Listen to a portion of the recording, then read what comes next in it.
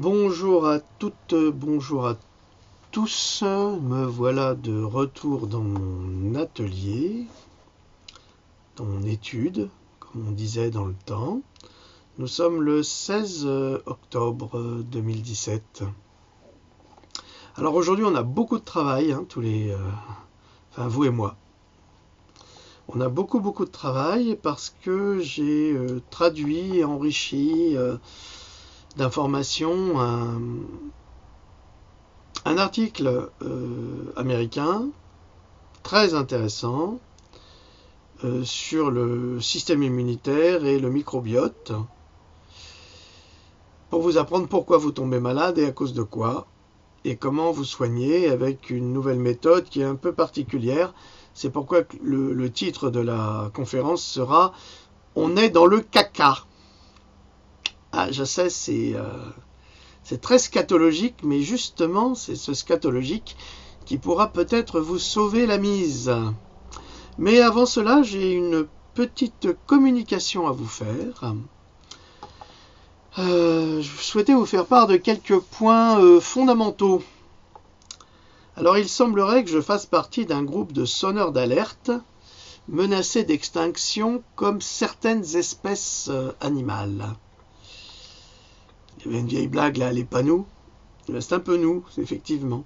En effet, dans ce groupe de sonneurs d'alerte, nous trouvons Ariane Bilran, spécialiste de la question sur les droits sexuels, et ce que l'odieuse oligarchie prépare contre l'enfance dans le monde, Farida Belhoul, femme engagée également contre la perversion de l'éducation actuelle, le droit des enfants, le droit des femmes, enfin c'est la Jeanne d'Arc des causes justes pour l'humanité, et sans critique aucune, au contraire, j'ai beaucoup de respect pour le travail de Farida, très courageuse d'ailleurs, elle aussi, et votre serviteur, présentement moi-même, qui se bat pour informer nos frères humains des dangers de la vaccination imposée que nous préparent les démons, car il n'y a pas d'autre qualificatif, pour parler d'une bande organisée d'assassins et d'élus d'une république bananière à laquelle nous appartenons malgré nous. J'ai pu remarquer sur Amazon les commentaires favorables à Ariane Bilran pour son livre L'imposture des droits sexuels disparaître comme par enchantement et paradoxalement de vives critiques rédigées par des personnes n'ayant même pas lu son remarquable ouvrage didactique restées sur le site.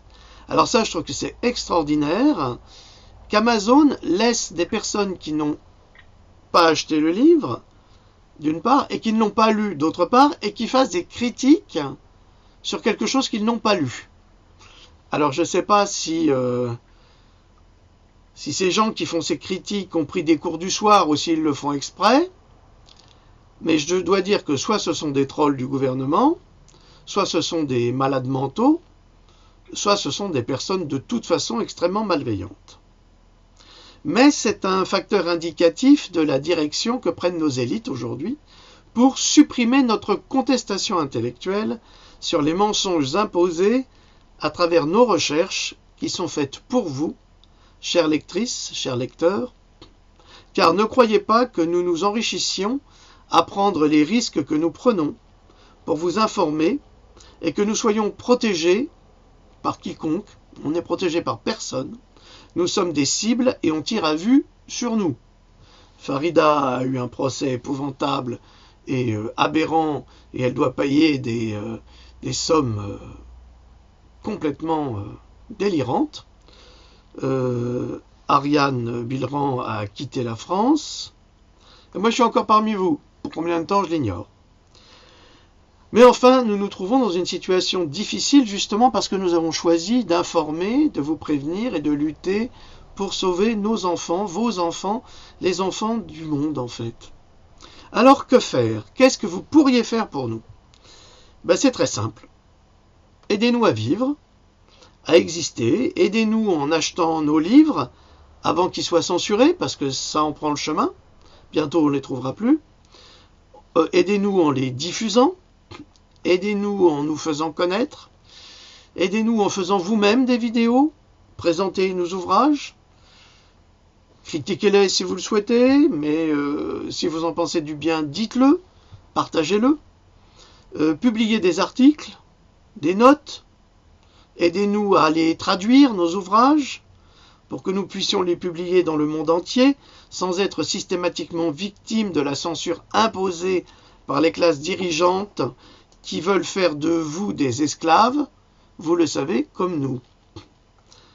Achetez nos livres, avant qu'ils ne soient interdits par le petit Bokassa, car c'est sur le bon chemin. Enregistrez nos vidéos sur vos disques durs, nos conférences pour les diffuser sous le manteau bientôt, puisqu'elles seront interdites. En nous aidant, vous nous protégez. Soyez-en conscients et aidez-nous à traduire nos recherches bénévolement, comme nous le faisons également bénévolement pour vous, car personne ne nous finance. Vous imaginez bien que mon livre Pandora a mis 6 à 7 ans à être rédigé, que mon livre sur les vaccins a pris des mois. Heureusement que j'avais travaillé en amont pendant des années. Donc là-dessus, nous ne sommes pas financés. Et lorsqu'on nous dit qu'on fait de la pub pour nous enrichir, je vous garantis que l'on ne s'enrichit pas avec 2 ou 3 euros de droits d'auteur par livre. On ne va pas très loin, mais je ne me plains pas. Notez-le. Voilà, je crois que je vous ai tout dit en ce qui concerne ce que vous pourriez faire pour nous. Alors s'il y a des anglophones parmi vous qui souhaitent traduire mes livres, ben, vous êtes les bienvenus. Je ne peux pas vous rémunérer, que les choses soient claires. Je peux déjà à peine me rémunérer moi-même, donc j'ai du mal, mais comme il existe peut-être des gens comme moi, comme Ariane, comme Farida, qui se battent pour vous, et ben peut-être que vous pourriez vous battre avec nous en nous aidant à traduire nos textes en anglais, en italien, en espagnol, en arabe, dans toutes les langues que vous jugerez bonnes à traduire. J'ai eu un médecin, j'ai été très flatté et très honoré par sa proposition, un médecin israélien. Alors je vous en prie, pas d'antisémitisme, parce que vous savez très bien que le racisme et l'antisémitisme sont des choses que je ne supporte pas. Je me bats pour tout le monde, hein, même pour les enfants d'Israël, hein, même pour les enfants palestiniens, même pour les enfants africains, quels qu'ils soient, ça n'a aucune espèce d'importance. Donc j'ai eu ce médecin qui m'a proposé de traduire en hébreu mon livre et mes conférences que je fais régulièrement. Donc si vous vous en sentez capable, et si vous êtes bienveillant, je vous demanderai de rentrer en contact avec moi pour nous aider, pour vous aider, parce que ça vous aidera. Ça aidera vos cousins dans d'autres pays, vos familles, à traduire des livres qui sont fondamentaux pour la protection du vivant et la sauvegarde de vos enfants, comme des miens. Voilà. Je crois que j'ai tout dit dans cette petite introduction. Ça va prendre du temps à télécharger parce que j'ai des ennuis avec Free qui sont insupportables, je le signale là. Hein, les Xavier Niel, là, vous commencez à me courir sur le haricot là parce que je paye un abonnement et je ne peux même pas en bénéficier. Alors je me demande si je ne vais pas porter plainte contre vous. Alors maniez-vous un petit peu, faites votre travail, parce que nous on paye, ça nous coûte suffisamment cher pour pouvoir bénéficier d'un service qui ne fonctionne pas. Je commence à en avoir à ras le pompon. Bon, je le signale comme ça, soit dit en passant, mais ça c'est pas le plus important. Ouh, ça fait soif, pardonnez-moi, j'ai pas pris de verre, donc je vais boire grossièrement comme un sauvage à la bouteille. Pardonnez-moi. Oh, faut être ça chez vous aussi, donc c'est ma bouteille. Alors on va commencer notre conférence qui est une traduction partielle d'un article qui a été publié sur www.greenmedinfo.com, tout attaché, blog fécal-transplant-allergie, autisme et auto-immune disease. Alors, je sais que parmi vous, il y en a beaucoup qui ne parlent pas anglais. C'est pour ça que je traduis d'ailleurs, donc c'est pour vous. C'est un article extrêmement important sur une méthode médicale utilisée depuis plus de 1000 ans en Chine, qui, comme vous l'avez compris, est une transplantation fécale d'un individu à un autre. Ah, comment on fait ça et pourquoi on ferait ça? Parce que le caca, c'est sale. Bah, peut-être pas tant que ça. Alors, le titre, eh bien, on est dans le caca. Je sais, c'est très drôle. Mais vous allez comprendre parce que c'est une conférence qui sera très portée sur la médecine, donc je vous demande d'être attentif. J'ai essayé de faire de la vulgarisation, c'est pas toujours évident, mais on va y parvenir. À première vue, la transplantation du microbiote, alors je vous explique, le microbiote intestinal est également appelé flore intestinale, donc ça vous le savez, vous en avez entendu parler. Il est constitué de l'ensemble des micro-organismes vivants dans l'intestin, soit chez l'homme ou chez l'animal, environ 100 000 milliards de bactéries qui se trouvent dans cette flore intestinale. C'est vous dire comme elles sont importantes et nombreuses. Et soit dit en passant, une fois que vous avez un traitement antibiotique, eh ben c'est comme une bombe atomique qui vous tombe dans les intestins. Alors là, ça tue pratiquement toutes les bactéries. C'est-à-dire les mauvaises, c'est certain, mais aussi les bonnes. Et c'est pour ça que vous avez toujours du mal à vous en sortir après les traitements antibiotiques, parce que votre intestin est épuisé et qu'il faut le renouveler. Et c'est très difficile. Donc il y a des méthodes. Donc je reprends. Si vous n'avez pas compris, vous m'interrompez, virtuellement bien sûr. À première vue, la transplantation du microbiote fécal, le FMT, semble être une procédure farfelue, conçue comme un complot médical, une sorte de farce à grosses ficelles pour une série de TV de type Dr House ou Grey's Anatomy. Quoiqu'un médecin a réussi à soigner un patient d'après un diagnostic du Dr House. C'est pas mal, non? Comme quoi. C'est donc le FMT, donc la transplantation du microbiote fécal, une transplantation de flore intestinale d'un donneur sain vers une personne malade. Pourquoi? Allez-vous me poser la question, c'est très simple, c'est pour lui permettre de rétablir son microbiote interne et pour que son système immunitaire se mette en demeure de soigner son hôte. Parce que son système immunitaire étant affaibli, il a développé des maladies de type auto-immune ou d'autres maladies, quelles qu'elles soient, virales ou autres. Et parce que les bactéries, les 100 000 milliards de bactéries se trouvant dans son intestin ont été détruites par des antibiotiques, par des vaccinations, parce que dans les vaccins, vous savez qu'il y a des antibiotiques quand même. Donc, entre autres, vous savez, il y a tellement d'autres choses, on en a déjà parlé plusieurs fois. Donc, on continue. En d'autres termes, alors là, je vais faire un petit peu d'humour pour vous permettre d'accepter le message, parce que je sais que c'est pas tellement évident. En d'autres termes, on transporte de la merde de l'un dans l'autre. Et l'adage « chacun sa merde » n'a plus de raison d'être, car la merde de votre voisin peut désormais vous sauver la vie, à condition que celui-ci soit en grande forme physique et en bonne santé. Mais, il est toujours délicat d'aller voir son voisin ou sa voisine pour lui demander sa merde. Et comment faire? Une demande anonyme, c'est ça. Comme une dénonciation du type Le Corbeau, là, dans les années 39-45 en France. On a eu beaucoup de corbeaux. Des fois, il n'est pas beau ce corps, c'est pourquoi on veut le soigner. Veuillez, je vous prie, déféquer dans ce bocal, cher voisin, ce bocal stérile, et le déposer sur mon palier pour pallier à ma pathologie en intégrant le meilleur de vous-même.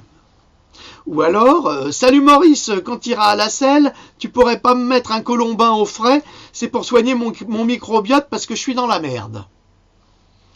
Mais quand tu vois déjà sa gueule à Maurice, t'as peur. Alors, imagine ce qui peut sortir de là, et que tu vas devoir t'enfiler par tous les orifices pour soigner ta faiblesse immunitaire.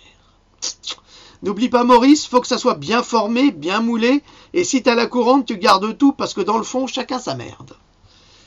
Mais un voisin est-il finalement disposé à offrir son ADN fécal gratuitement pour vous sauver la mise? Ça, c'est encore une autre affaire. On va bien infiltrer la puce RFID à travers les vaccins à l'insu de chaque citoyen. Je vais répéter cette phrase pour que vous la compreniez bien. On va bien infiltrer la puce RFID à travers les vaccins à l'insu de chaque citoyen. C'est pour ça qu'on force les vaccinations. Enfin, pas moi, mais la mère Buzine et son copain le petit Bocassa veulent absolument vacciner à outrance les gens pour glisser une de ces puces nanotechnologiques à l'intérieur des vaccins et contrôler l'absolue humanité. Le petit Bocassa veut. Il fait. Le peuple veut. Il ferme sa gueule. Et le petit Bocassa lui envoie les CRS. C'est cela la démocratie en France. Et ailleurs, malheureusement. Alors on va sauter du coq à l'âne et non pas le coq et l'âne pour reprendre des déclarations qu'ont faites notre petit Bocassa au Spiegel, ce journal allemand, à propos de ce qu'il est. Je le cite. « Je me suis étroitement coordonné avec la chancelière et je lui ai parlé à la fin de la campagne et même le soir des élections législatives allemandes du 24 septembre. Elle a même reçu une copie de mon discours avant que je le prononce. » Alors là, les bras de la Vénus de Milo m'en tombent. Un chef d'État, je dis bien un chef d'État, mais ça doit être encore un chef d'État de merde, parce que c'est pas possible que ça soit comme ça, va donner son discours à un autre président, donc il va faire allégeance, c'est dire comme il est indépendant et comme il est représentatif de notre pays. En clair, le fils à sa maman, ou le petit Bocassa, demande la permission de prononcer un discours seulement si la chancelière lui donne le feu vert. C'est intéressant, non? Mais le pire, je crois, est de constater combien il méprise son propre peuple par la phrase qui suit.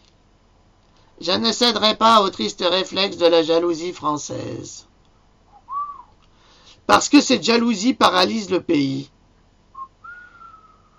En clair, notre petit Bocassa national est le président d'un peuple de cons et de jaloux.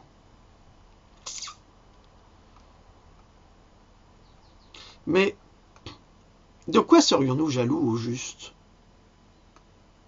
De son manque d'intelligence? De sa façon de détourner l'argent? On est jaloux de quoi? Il confond jalousie et contestation.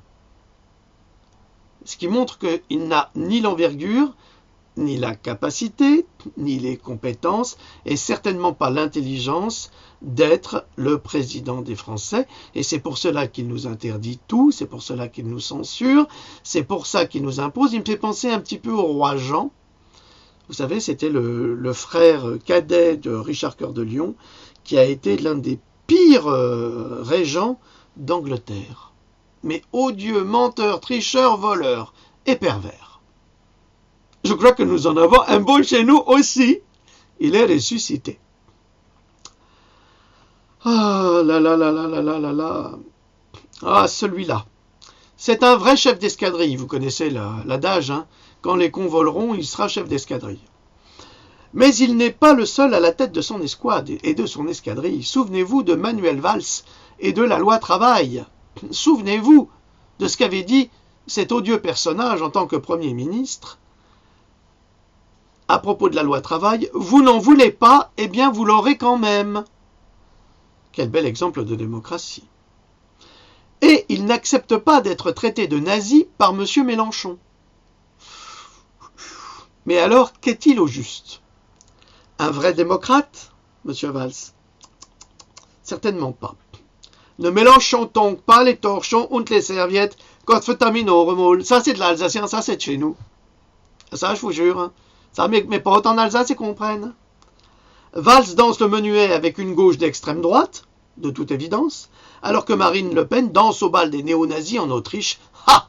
Nostalgie quand tu nous tiens! Au place, salut Bissaume! Mes amis alsaciens comprendront. Le pouvoir est toujours excessif, il est dans l'extrême, et Valls a cette fâcheuse tendance à oublier ce qu'il a été, et ce n'est pas parce qu'il a changé de look coco qu'il est absous de tous ses péchés, et Dieu sait qu'il en a commis. Les pervers narcissiques sont ainsi capables de faire du mal et de l'oublier aussitôt après en rendant leurs victimes responsables. Ils sont très doués pour cela, c'est pour eux un sport, une discipline olympique de la manipulation globale, un petit peu comme le petit Bocas. Mais revenons à la TMF, la transplantation du microbiote fécal, cette technique novatrice qui peut révolutionner l'avenir des traitements médicaux pour une multitude de maladies, incluant des maladies auto-immunes et allergiques, aussi bien que des troubles du spectre autistique, ce qui confirme que la maladie trouve son origine dans les intestins. Je ne cesse de vous le répéter.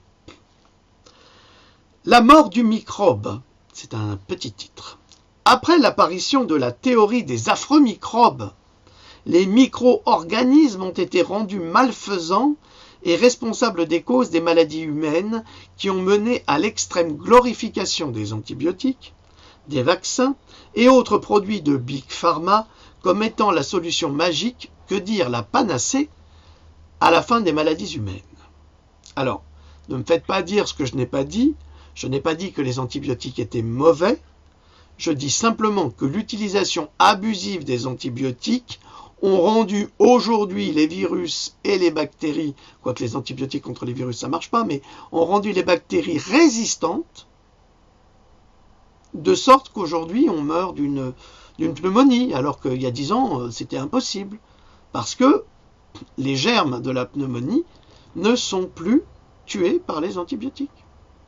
Et oui, et comme les laboratoires ont décidé de mettre fin à la recherche sur les antibiotiques, donc on se retrouve qu'avec des vieilles molécules qui sont plus efficaces, parce qu'évidemment, à force de faire des vaccins, on va renforcer les virus, on va renforcer les bactéries, on va renforcer toutes ces cochonneries qui ne sont pas vraiment naturelles, et en même temps, on affaiblit le système immunitaire qui se retrouve incapable de se défendre.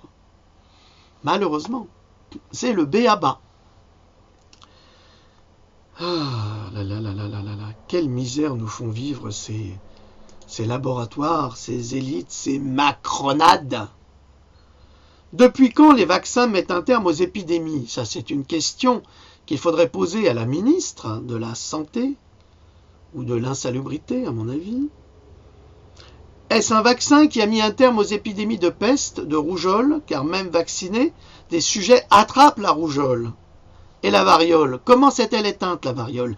La variole s'est éteinte naturellement à partir du moment où l'OMS a demandé à ce que les laboratoires cessent de faire des vaccins contre la variole qui, en fait, ne faisaient que de la renforcer, tout comme ça renforce la rougeole, tout comme ça renforce une quantité de maladies.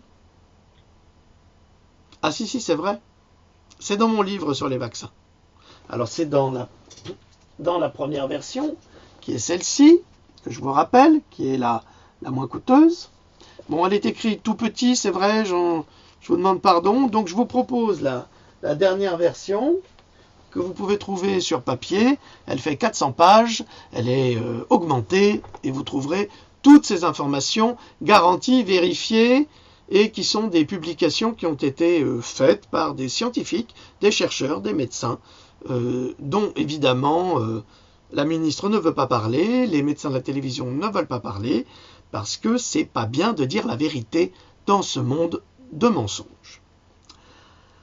Alors, les laboratoires sont-ils parvenus à créer la pilule miracle? C'est la question que nous devrions nous poser. Eh bien, de loin pas, puisque les humains sont de plus en plus malades. C'est pas normal, ça. On nous a dit qu'on vivait de plus en plus longtemps, mais on est de plus en plus malade. Ah! Et à votre avis, pourquoi? Eh oui. On ouvre des hôpitaux de plus en plus grands, des usines à maladies nosocomiales qui font plus de victimes par an que la rougeole elle-même, par exemple, et que fait-on pour ces 2 millions de victimes? C'est-à-dire qu'il y a 2 millions de victimes, un peu plus que 2 millions, 2,5 millions je crois à peu près, de victimes françaises qui, en entrant dans l'hôpital, sont sains de corps, peut-être pas d'esprit, mais ça c'est un autre problème, et ils sont opérés. Enfin, on essaye de les soigner d'une pathologie, et ils ressortent avec une autre épouvantable, qui est une maladie nosocomiale, donc des staphylocoques qui vont se loger comme Guillaume Depardieu, qui a dû se faire amputer tellement il souffrait, car on n'arrivait pas à se débarrasser de son staphylocoque, et certainement pas, justement, avec les antibiotiques, puisque ils sont plus efficaces. On aurait pu le soigner autrement. Ça, j'en suis persuadé. À votre santé, pardonnez-moi. Alors, Big Pharma a trouvé une solution contre les maladies nosocomiales. Big Pharma va créer un vaccin contre les maladies nosocomiales. C'est brillant, ça, c'est brillantissime. Alors que nous avons des moyens bien moins coûteux de les prévenir. À nouveau, la science allopathique soigne l'effet, mais jamais la cause. Quand comprendront-ils? Jamais, puisque leur intérêt est de fabriquer des malades à l'appel du 18 juin. Je tiens à vous signaler que les Canadiens ont développé une méthode pour se débarrasser des maladies nosocomiales dans les hôpitaux en diffusant des huiles essentielles dans les conduits d'aération. Et oui, et le pourcentage de maladies nosocomiales ont chuté. Alors ça ne coûterait pas grand-chose, hein. Quelques fioles d'huile de cannelle, de thym, de lavande et je ne sais quoi encore. Des petits mélanges pour détruire ces petits virus. Eh bien non, on préfère faire des vaccins, c'est beaucoup plus rentable à l'industrie pharmaceutique que de sauver les gens. Ah! Ils ont enfin inventé la pilule pour toutes les maladies du règne allopathique, à adorer devant l'autel du paradigme biomédical qui annonce une ère de meilleure vie grâce à la chimie synthétique. Y croyez-vous un seul instant? Croyez-vous simplement que ce vaccin contre les maladies nosocomiales n'aura pas d'autres effets? Moi, je crois qu'il en aura, c'est évident, puisque chaque cause a un effet. C'est inévitable. Alors, enfin, ils ont trouvé, hein, puisque vous courez vous faire vacciner, et vous vaccinez vos enfants parce que les institutions et les médias vous disent de le faire. Où est passé votre libre arbitre? Et si c'était si anodin et si nécessaire de vacciner, comme une évidence vitale, pourquoi l'inscrire dans le cadre de la loi pour forcer la vaccination? C'est drôle, c'est ces gens qui veulent absolument vous forcer à croire à leur vérité, et pour cela, qu'est-ce qu'ils font? Eh bien, ils font très simplement voter des lois pour vous forcer à croire à leur vérité. Moi, je pensais que la vérité était une déduction, et pas pour l'oligarchie et le plan global d'exterminer notre population et notre civilisation. Les médecins ont été élevés dans la conscience collective comme les nouveaux dieux de l'absolue santé et les gardiens d'une galaxie médicale tout aussi absolue et surtout indiscutable de la part du plus modeste citoyen. Ça, vous avez bien remarqué, hein, quand un médecin fait son diagnostic, c'est lui qui a raison. Même s'il a tort, il a raison. Tout comme ces médecins qui disent aux parents des jeunes filles qui ont été vaccinées contre le HPV, donc le papillomavirus, et le cancer du col de l'utérus, oh bah si votre fille a développé une maladie auto-immune, c'est de sa faute, c'est qu'elle était là. Bah oui, espèce de connard, bien sûr qu'elle était là, mais elle est sortie simplement parce que toi, avec ton vaccin assassin, tu as affaibli son système immunitaire, donc tu es coupable. Mais non, les médecins ne sont jamais coupables de rien. Ça, c'est une catastrophe aussi. Nous sommes toujours coupables de tout, nous sommes coupables de ce que nous disons, nous sommes coupables de ce que nous pensons, mais ces gens-là qui ont un titre de paquet bonux, en fait, puisqu'ils connaissent rien à la vaccination, assassinent nos enfants et les rendent responsables de leur pathologie ou de leur mort subite du nourrisson, ou je ne sais quoi.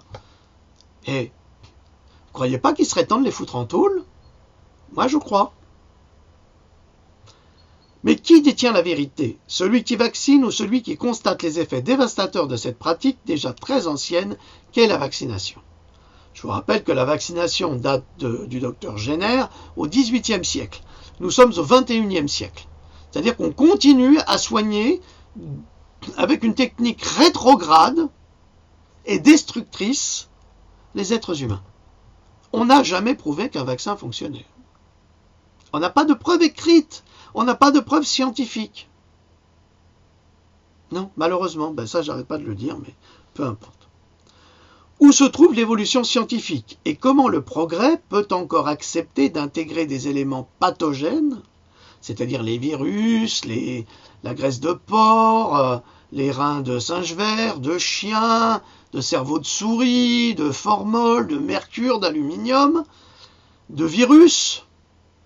Alors, comment le progrès peut encore accepter d'intégrer des éléments pathogènes dans le corps humain au lieu d'encourager ce même corps à fabriquer ses propres défenses naturellement et avec une plus grande efficacité? Pourquoi? Parce que nous sommes dirigés par des vieux cons. Il n'y a pas d'autre mot. Des vieux qui croient tout savoir et qui nous imposent des fausses vérités. Cependant, avec l'apparition des recherches et l'avancement de la science, on s'est efforcé de considérer les entités microbiennes comme désastreuses pour la santé humaine. Mais oui, regardez, on a un monsieur propre, on se lave les mains à tout bout de champ, on désinfecte tout et n'importe comment, sans se rendre compte, lorsqu'on se coupe et qu'on se désinfecte avec certains produits désinfectants, en fait, on se fait plus de mal que de bien, alors qu'on pourrait se désinfecter avec du chlorure de magnésium sans le moindre risque. On peut vaincre le tétanos avec le chlorure de magnésium, pas besoin de vaccin avec du mercure. On peut vaincre la diphtérie, on peut vaincre la polio avec le chlorure de magnésium. Enfin, et ça coûte rien, ça coûte 1,50 € le sachet à la pharmacie. Mais courez, vous achetez cela, ça peut vous sauver la vie. C'est dur, hein? Cependant, avec l'apparition des recherches et l'avancement de la science, on s'est efforcé de considérer les entités microbiennes comme désastreuses pour la santé humaine. Ce qui est faux. On n'aurait jamais dû. Cette organisation quasi-symphonique de diffamation diatonique, politique, scientifique et médiatique organisée par Big Pharma dans une méthode réglée au cordeau avec une précision de chirurgien pour dénigrer absolument les bactéries en règle générale et en les rendant mauvaises par pure ignorance de la science. Sachez que vous avez dans votre corps des trilliards de bactéries qui sont à la fois bonnes et mauvaises, mais qui vivent en osmose quand elles sont conservées telles qu'elles sont. Il suffit d'organiser un déséquilibre pour que tout se détruise à l'intérieur du corps. Et après les médecins vous disent « Oui, je ne sais pas, tout se détruit dans son corps, je ne comprends pas. » Mais oui, ils ne comprennent pas parce que souvent, ils sont ignorants. C'est un gros problème, l'ignorance des médecins. Mais ça, c'est lié à leur système d'éducation. Ils ont 2 heures sur la vaccination, peut-être 3 heures sur la nutrition, en 8 à 10 ans, mais qu'est-ce qu'ils savent?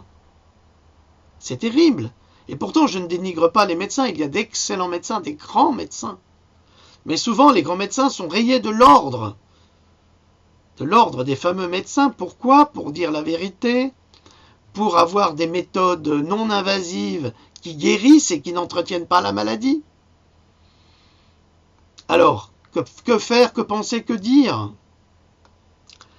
Je reprends. Alors que ces bactéries qui entrent en résonance avec d'autres, c'est ce que je vous expliquais, sont bel et bien présentes dans nos intestins pour s'occuper de préserver notre absolue santé, il est nécessaire pour cette oligarchie du soin de les détruire avec des antibiotiques non stéroïdiens, des anti-inflammatoires, des vaccinations et des inhibiteurs de pompe à protons, comme l'oméprazole, aussi bien que les bons conseils des diététiciens. J'ai dit oméprazole, mais c'est une molécule. Que les bons conseils des diététiciens qui empiètent inévitablement sur la santé des sujets en imposant des modèles diététiques pauvres en éléments nutritifs en Occident et qui accompagnent un système de consommation économique de plus en plus globalisé. C'est l'ère de la fausse bonne bouffe. Alors, vous allez me dire, mais il dit n'importe quoi. Bon, peut-être que je vous dis n'importe quoi. Mais dans ce livre, dans celui-là, je sais, je fais ma pub, mais que voulez-vous pour vous informer? Il faut bien la faire, cette pub. Voilà. Dans ce livre-là, il y a 2 volumes. Hein. Le premier, il y a un deuxième.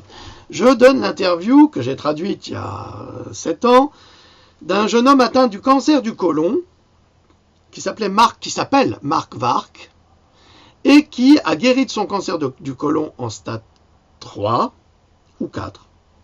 C'est plus ça exactement. Avec des jus de fruits et des produits naturels, biologiques.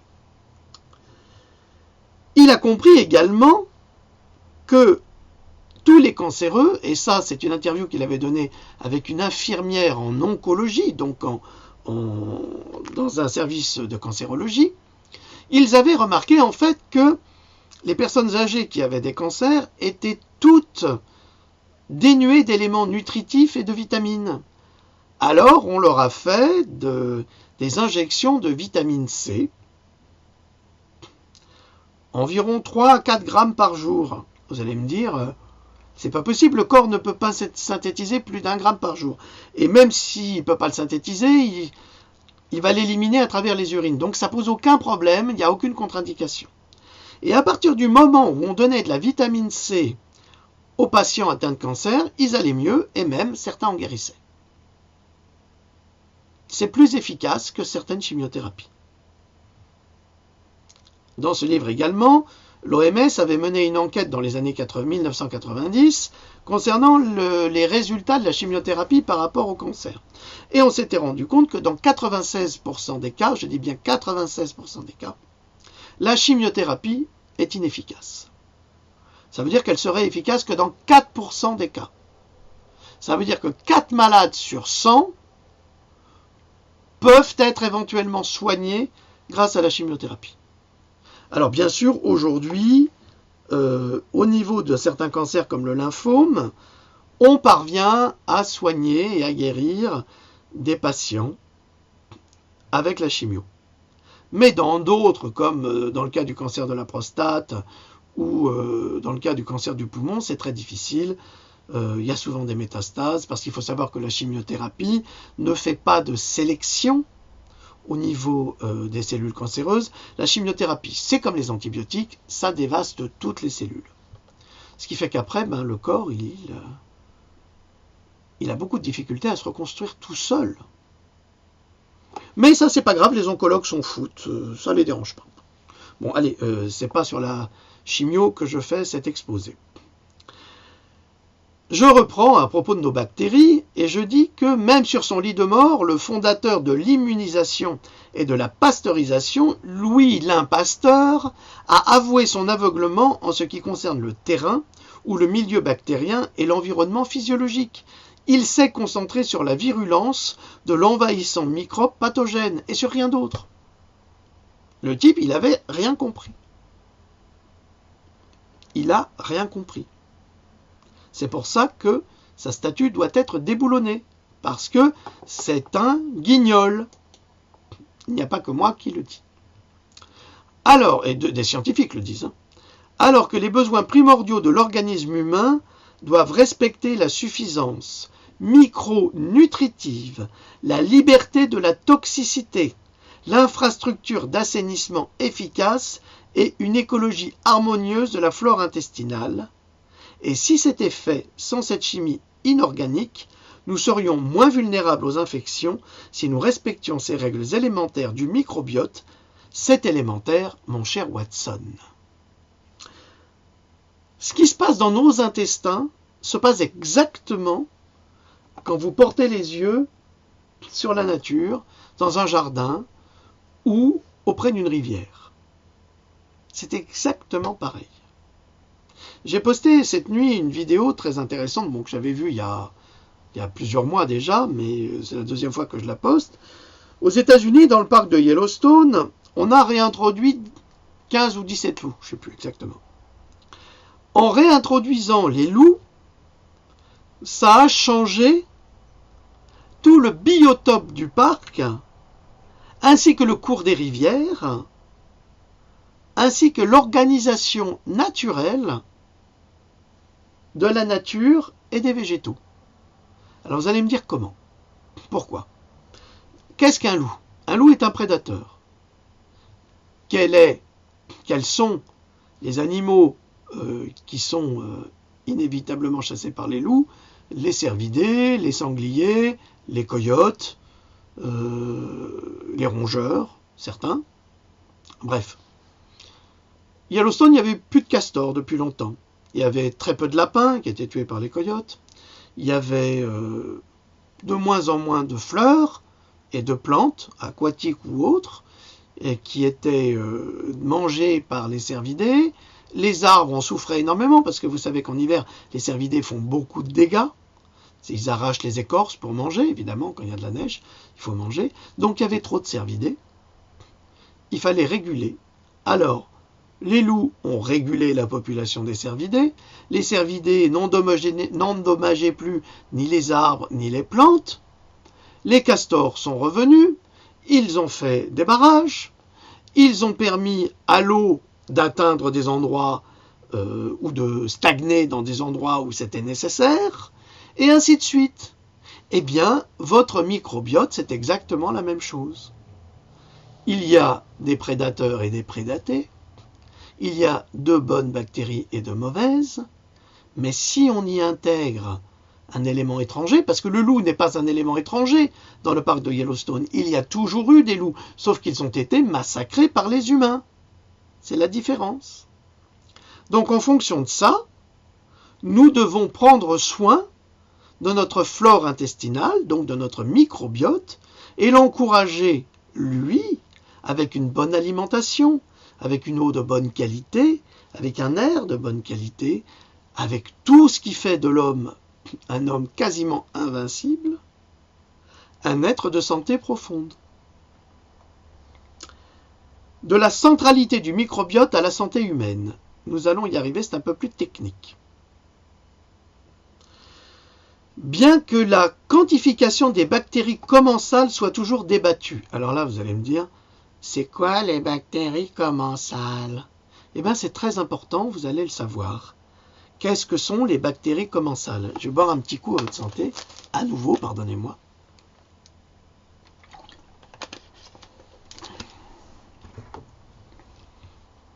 Les bactéries commensales sont des bactéries qui vivent des déchets qui se trouvent à l'extérieur de nos tissus.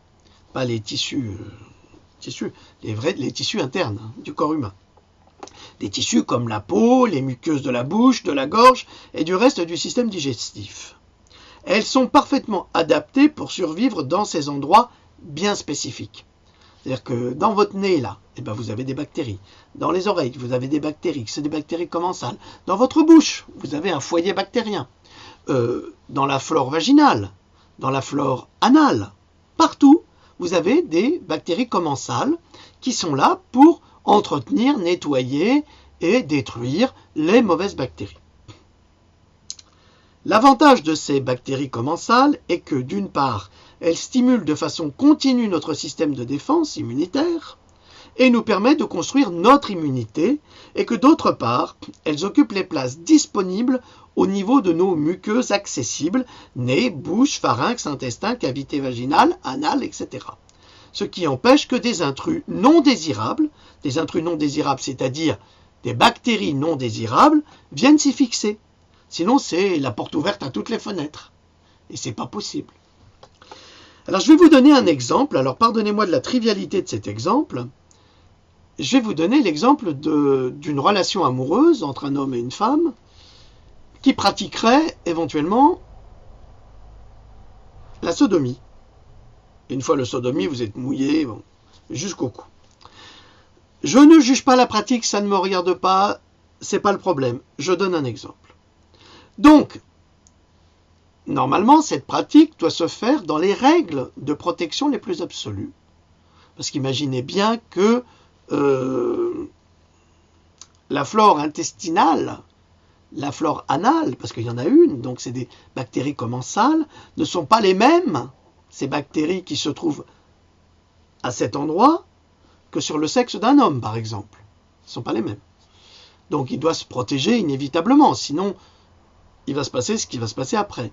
Et quand vous voyez, par exemple, dans les représentations de films pornographiques, des hommes qui passent par tous les orifices, ils passent donc par la sodomie, ensuite sans passer par le lavabo et l'hygiène de base pour se nettoyer, se désinfecter un petit peu, eh ben, ils vont passer avec les bactéries commensales de la flore anale dans la flore vaginale, qui ne doivent absolument pas se rencontrer, parce que si elles se rencontrent, c'est la catastrophe, et des fois même, ça arrive dans la bouche. Et les commensales de la bouche se retrouvent en contact avec des bactéries qui se trouvent ailleurs, et surtout dans la flore anale, c'est la pire, eh bien, ça déstabilise le système immunitaire, qui empêche que les commensales ne pénètrent dans les tissus où ils pourraient causer des infections. Mais là, on cause immédiatement des infections. C'est pour ça qu'il ne faut pas mélanger les bactéries commensales de derrière avec le devant ou avec le haut. Vous comprenez? C'est une question d'hygiène de base. Et c'est lié justement à notre microbiote, c'est-à-dire à ce qui nous constitue avec nos bactéries, parce qu'on est des foyers de bactéries. On est des foyers bactériens sur pattes. Eh oui, et on se balade. Vous allez voir, c'est vachement intéressant. Vachement, oh c'est grossier. C'est terriblement intéressant. En fait, ces bactéries commensales sont des agents pathogènes facilement domptables quand ils restent à leur endroit de destination. Si vous les changez de place, ça ne marche plus, c'est foutu. Et là, je vais être grossier, on est vraiment dans la merde.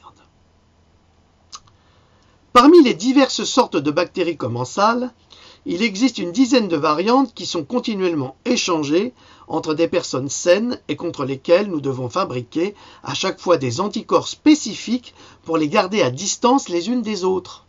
Vous comprenez ? Lors d'une infection avec une nouvelle variante, il existe un petit risque que les microbes peuvent pénétrer avant que l'hôte ait pu construire une défense efficace. C'est ça que l'on considère comme la maladie infectieuse. Vous pouvez trouver ces informations sur http://www.antibiotique.org. C'est très intéressant parce que vous comprenez un petit peu comment ça fonctionne. C'est webtextmicroorganisme.htm. C'est passionnant. Je vous assure, la médecine et l'étude du corps humain, c'est quelque chose de passionnant. D'abord, je vais être grossier, mais après l'avoir lu, vous êtes moins con. Ça, c'est une chose. Mais en plus, vous êtes plus à l'écoute de ce que les autres, dans les télévisions et les médias, veulent nous faire avaler comme couleuvre. Parce que eux, ils savent pas ce qu'ils disent, mais nous, on sait très bien ce qu'ils disent. C'est ça la différence. Bien que la quantification des bactéries commensales soit toujours débattue aujourd'hui, le tube digestif humain a été évalué pour héberger 100 trillions de microbes. 100 trillions. C'est pas des milliards, c'est des trillions, des trilliards, représentant le nombre décuplé de cellules humaines se trouvant dans l'organisme. Des études plus récentes ont proposé que nous hébergions, nous, humains, un nombre équivalent de cellules bactériennes et de cellules humaines, suggérant un équilibre élégant entre nos hôtes microbiens et les cellules qui nous constituent. Et ça, c'est passionnant. Ces microbes qui sont en nous vivent en osmose avec nos cellules. Quand cette osmose est brisée par une vaccination avec tous ces virus, par des virus mutants comme le sida, eh ben tout fout le camp. Il n'y a plus rien qui fonctionne. Et c'est ce qu'une étude américaine récente, dans laquelle il était indiqué que l'on avait découvert, je vous en avais déjà parlé, près de 100 virus inconnus circulant dans le flux sanguin, mais on imagine qu'il y en aurait bien davantage que 100. Il y en a 100 trillions. Alors imaginez tous ces virus qui ont disparu et qui passent dans la chaîne ADN. Il doit y en avoir, mais des millions. Des millions. Circulant, alors, sans virus inconnus dans le flux sanguin, mais on imagine qu'il y en aurait bien davantage et que les pro-vaccinations font absolument fausse route en souhaitant vacciner à tout va les humains et les animaux avec des virus vivants ou affaiblis, soi-disant, pour lutter contre eux. Ils croient encore au Père Noël et à sa hotte, remplie des bienfaits de la médecine allopathique en matière de protection vaccinale, ce qui est parfaitement faux. Tous les exemples et les véritables recherches scientifiques le prouvent. C'est dans mes bouquins. Moi, je vous donne des résultats scientifiques. Voir mon dernier livre, Vaccins, secrets et vérité. Mais je vous assure, il n'y a pas que moi, il y a des biologistes aussi qui ont écrit des livres sur les vaccins qui sont tout aussi passionnants. C'est une véritable aventure.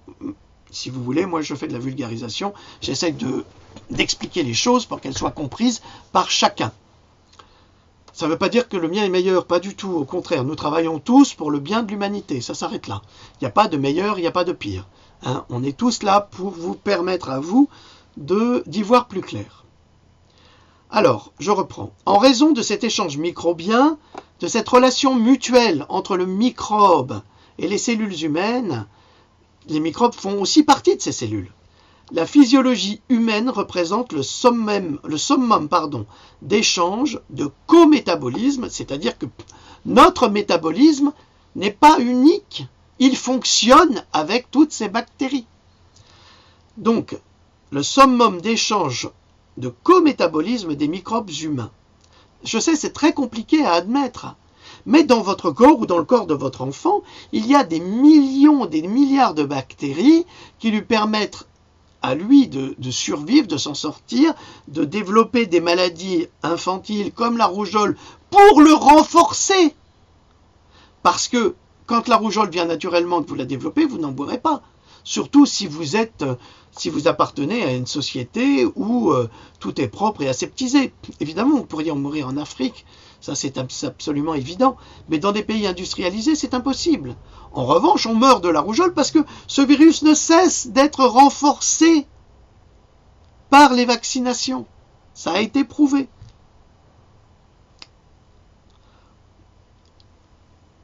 Alors, le docteur Justin Sonnenberg de l'université de Stanford,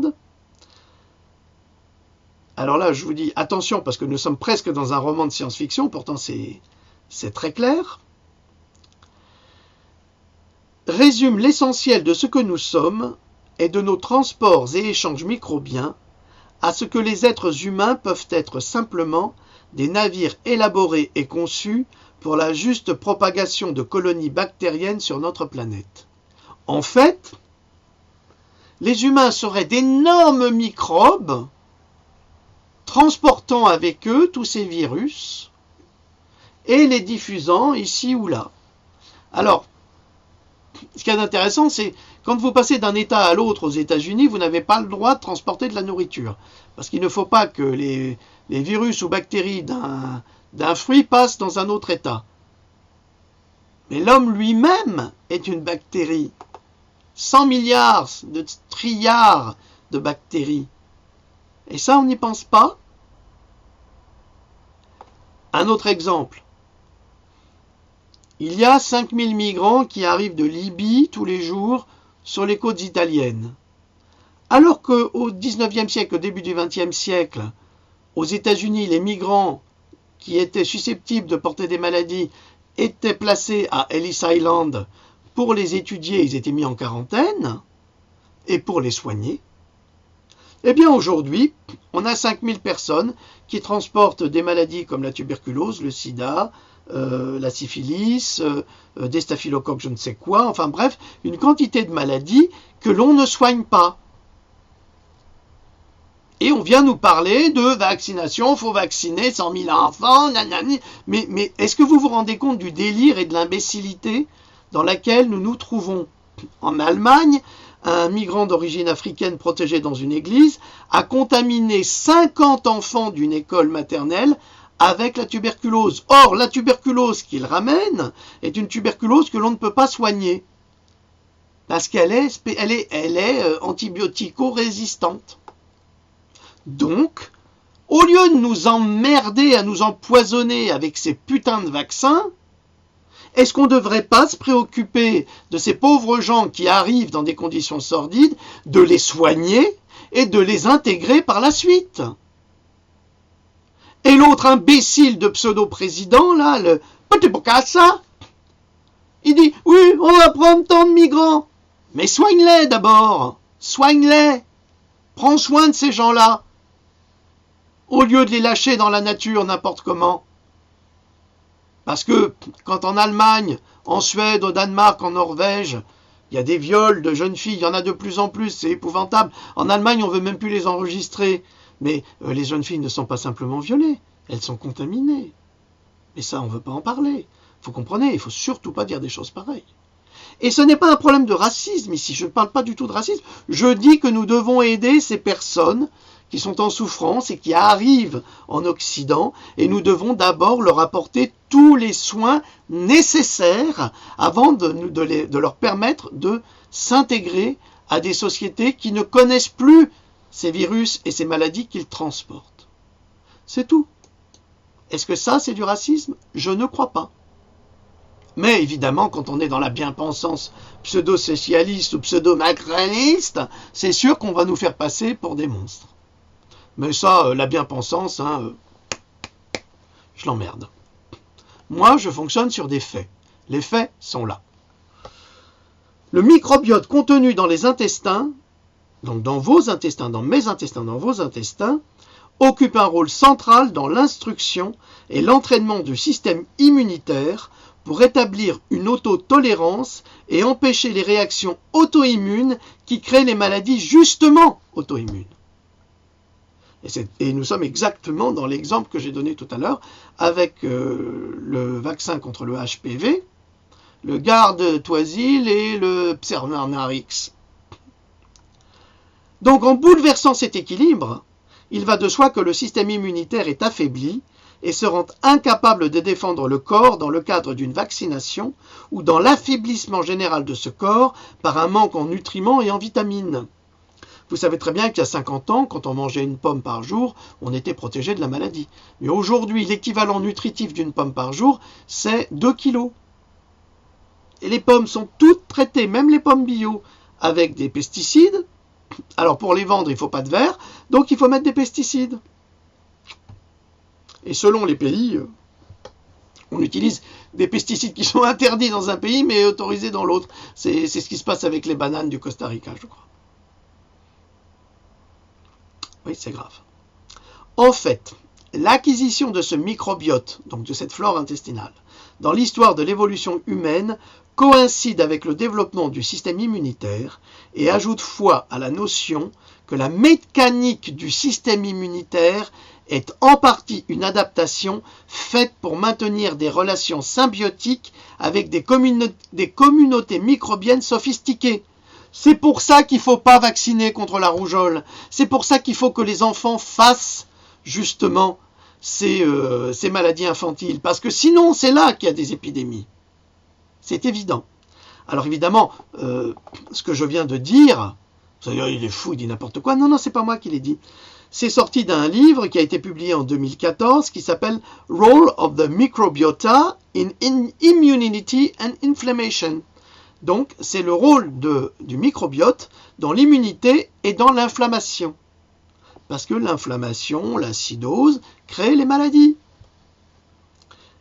Alors, selon les mêmes chercheurs qui ont écrit ce livre, lorsque le système immunitaire opère de façon optimale, l'alliance du microbiote de la flore intestinale entrelaçant les bonnes et les mauvaises bactéries entre elles permet une réponse innée et adaptative de l'immunité dans un dialogue qui choisit, calibre et fournit des réponses de la façon la plus appropriée face à la maladie et aux infections.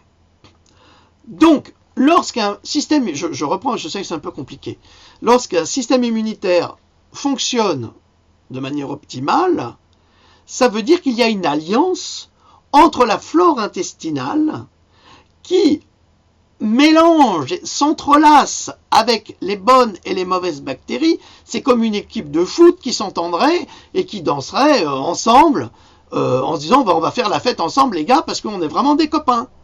Et donc ça va faire une fête tous ensemble et en faisant la fête ça va générer justement quelque chose que l'on n'explique pas mais qui va empêcher la maladie de s'installer et qui va même guérir le sujet, en permettant au système immunitaire de donner une réponse innée et adaptative à l'immunité dans un dialogue choisi. C'est pour ça que je vous dis que le corps humain est extraordinaire, c'est une machine, mais magnifique, magnifique.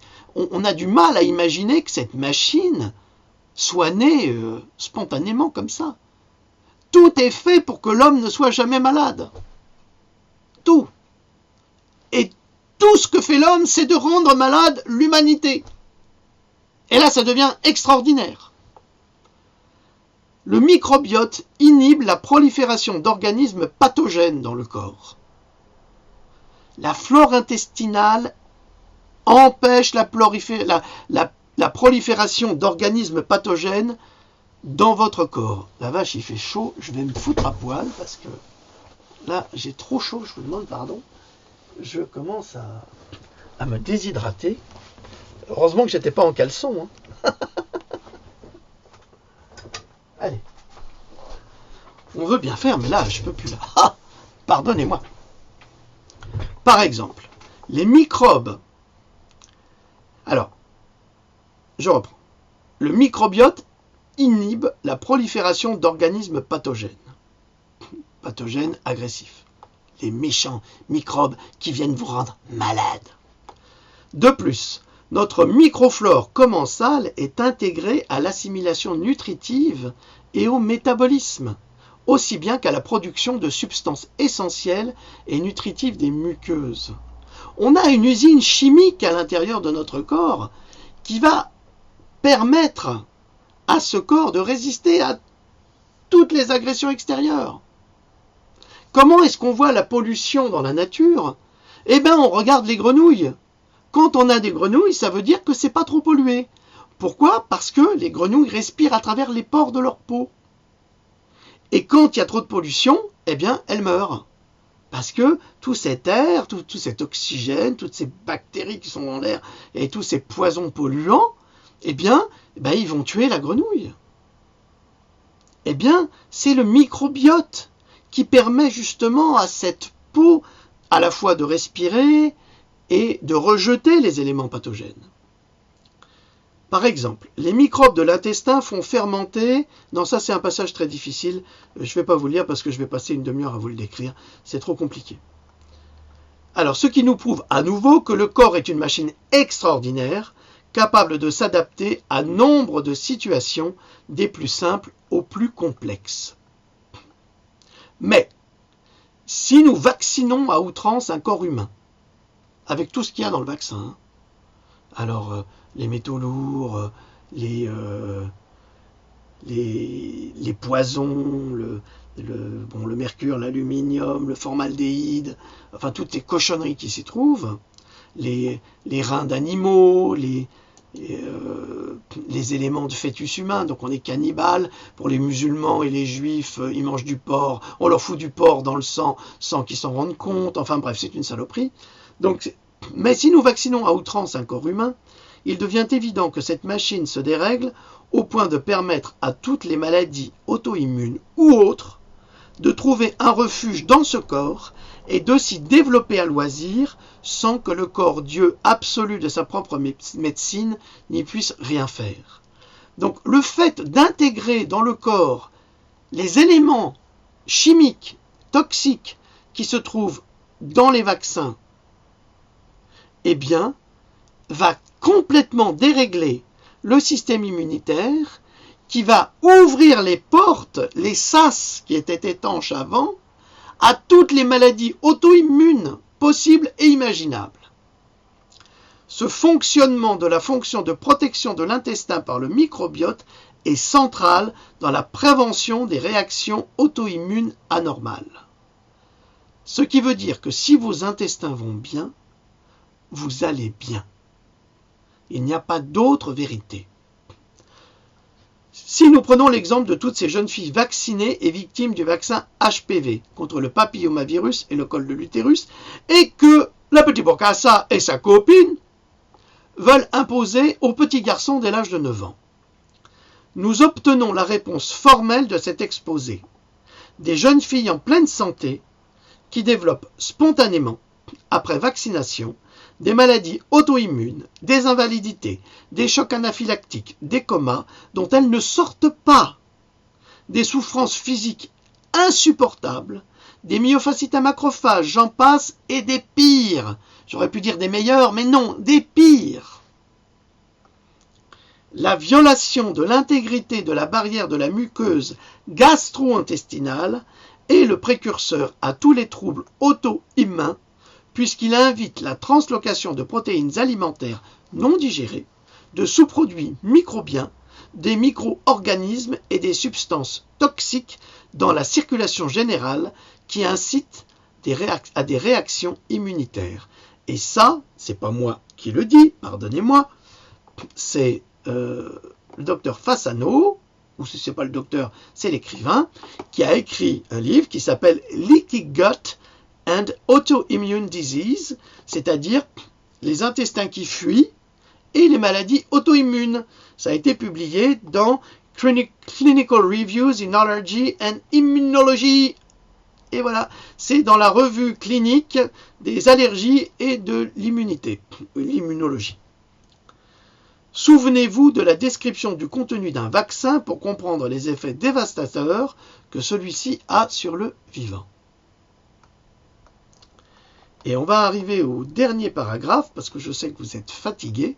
Je vous ai donné beaucoup d'informations jusqu'à présent. Mais quand il faut y aller, faut y aller. Concentrez-vous encore 5 minutes, s'il vous plaît. Eh bien, je l'ai appris également en lisant cet article, les probiotiques ne peuvent pas repeupler l'intestin comme on le supposait. Et non. En raison de la relation complexe et indépendante entre la flore intestinale, donc le microbiote, et le système immunitaire, ou comment la dysbiose, alors c'est scientifique, c'est médical, je vais vous expliquer ce que c'est que la dysbiose. La dysbiose, c'est-à-dire c'est le déséquilibre du microbiote de la flore intestinale qui va favoriser l'absence d'immunité et le syndrome dépressif ou les difficultés de la conception. Ça veut dire que la dysbiose, ce déséquilibre de la flore intestinale, va favoriser le défaut d'immunité, va favoriser des syndromes de dépression nerveuse, donc des syndromes psychiatriques, et des difficultés d'enfanter. Ah. Oui, ça veut donc dire que si vous avez des problèmes pour enfanter, si vous avez des problèmes psychiatriques, dépression, schizophrénie ou autres, on peut régler ces problèmes sans passer par les psychotropes en utilisant cette technique de transplantation fécale. Je sais, c'est horrible, mais le problème, il est là. Le problème, il est là. Il est dans vos intestins. Il est dans mes intestins et dans les vôtres. Le déséquilibre microbien peut avoir des conséquences sinistres sur le comportement humain et sur sa santé. Donc, si la flore intestinale est détériorée, abîmée, perturbée, cela peut avoir des conséquences sinistres sur le comportement humain et sur sa santé. La paroi intestinale régule l'immunité grâce à la présence, évidemment, de lymphocytes T, régulateurs spécifiques. Je vous en avais parlé lorsque j'ai fait ma conférence sur le système immunitaire, mais celle-ci est complémentaire. Mais elle abrite aussi de nombreux virus ou des bactéries qui détruisent le mucus et pénètrent en profondeur. L'atteinte de la muqueuse enclenchera une baisse de l'immunité et une malabsorption qui favorisera l'expansion des virus. votre flore intestinale est altérée, automatiquement, il y aura une mauvaise absorption des vitamines, des nutriments, qui vont favoriser l'expansion des virus. C'est-à-dire que l'équilibre entre les bons et les mauvais virus est rompu, et donc les mauvais virus, qu'est-ce qu'ils font? Ils vont gagner du terrain. C'est comme ce qui se passe en Syrie. En Syrie, si Bachar el-Assad n'a vécu que des contestataires, eh bien il n'y aurait jamais eu la guerre. Mais là, on vient de découvrir, l'armée syrienne vient de découvrir un arsenal d'armes américaines, israéliennes, françaises, anglaises et allemandes, européennes. C'est extraordinaire. Mais en quantité. C'est pas 3 bazookas, non, il y a des chars, il y a des antimissiles, il y a de la totale. Et tout ça, c'est l'Amérique. Alors, quand le petit Bokassa nous dit qu'il va lutter contre le terrorisme, eh bien, il faudrait peut-être arrêter de financer Daesh. Ah oui, puisqu'on a la preuve que pas nous, mais les salauds qui nous gouvernent, financent les assassins qui, soi-disant, viennent faire des attentats chez nous. Ben non, parce que s'ils les financent, c'est qu'ils leur permettent de faire les attentats chez nous. Alors, c'est pas les terroristes qui sont des assassins, c'est ceux qui les financent. Vous comprenez? C'est pour ça qu'on appelle des attentats sous false flag, sous faux drapeau. Mais je reviens à mes intestins. Mais c'est pareil, la guerre des intestins et la guerre à l'extérieur, c'est la même, puisqu'on reproduit toujours le même modèle mathématique. C'est la même fonction. Alors, la paroi intestinale abrite aussi de nombreux virus ou des bactéries qui détruisent le mucus et pénètrent en profondeur. L'atteinte de la muqueuse enclenchera une baisse de l'immunité et une malabsorption qui favorisera l'expansion des virus. Ce cercle vicieux, infectieux, amplifié par le stress et les carences nutritionnelles, accroît la survenue d'autres infections. C'est ce que je vous dis depuis le début. Le virus prépare le terrain. La bactérie profite des dégâts. Ben oui, et salut les gars. Elle consomme les sucres laissés disponibles par la malabsorption, produit des graisses et encombre le foie, qui baisse l'immunité en générant une inflammation chronique, signal d'alerte de l'organisme qui tente de se défendre, et favorise la réinfestation virale et la fragilité immunitaire. Vous trouverez la continuité de ce passage sur passeportsanté.net. Actualité, dossier complexe, etc. Comme quoi, vous voyez, je ne vous dis pas n'importe quoi. Je vais toujours chercher des références. Sinon, à quoi bon travailler, si c'est pour vous raconter des histoires? Ajoutez à cela que l'alimentation en bouteilles de toutes sortes, lait, yaourt, boissons énergétiques, vitaminées, eau minérale et des conditions d'hyperpasteurisation, les liquides assainis, désinfectés à tout va, tout cela a irréparablement transformé notre microbiote. Comme défini par des chercheurs, l'altération de la composition et de la fonction du microbiote, donc de la flore intestinale, est une conséquence de l'utilisation des antibiotiques, évolution des régimes alimentaires et élimination récente des partenaires constitutifs comme les vers d'helminthe, parce que nous avons aussi des vers à l'intérieur de nous, que vous le vouliez ou non, et ça a transformé nos alliés microbiens dans le passé en des menaces potentielles. Parce qu'à partir du moment où nous perturbons notre flore intestinale, eh bien, les vers qui étaient nos amis deviennent nos ennemis, les mauvaises bactéries qui étaient nos amis deviennent nos pires ennemis, et notre corps ne trouve plus les éléments pour se défendre, et que trouve la médecine allopathique comme remède? Les médicaments. Qui ne sont pas des remèdes, mais des pis-aller. Alors tout ça vient du rôle du microbiote dans l'immunité et dans l'inflammation, un livre qui est sorti en 2014 aux États-Unis par Belkaïd et Hand. Alors, la dysbiose a été impliquée dans des troubles gastro-intestinaux comme la maladie de Crohn et la colite ulcérative. Donc le fait qu'il y ait ce dysfonctionnement va créer ces maladies dont vous êtes victime. Aussi bien que d'autres conditions auto-immunes comme des troubles allergiques. Alors là, les allergiques aux arachides, les allergiques aux poissons, les allergiques à n'importe quoi, enfin, les allergiques au lait, au lactose, les allergiques à la connerie, non, là, ça rentre pas dans le lot. Ça pourrait, mais ça rentre pas. Le trouble du métabolisme et des maladies neuropsychiatriques, parce que le déséquilibre microbien est impliqué dans l'étiologie de ces troubles. La restauration d'une communauté microbienne saine peut arrêter ceux étant à la base de processus de maladie et soulager la symptomatologie.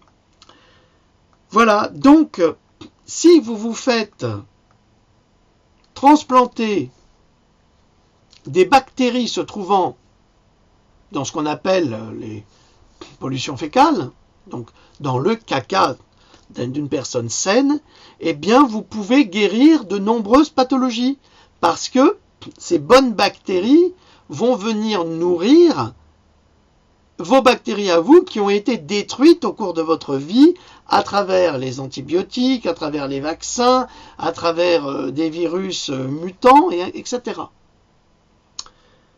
Voilà, je crois que j'ai terminé pour aujourd'hui.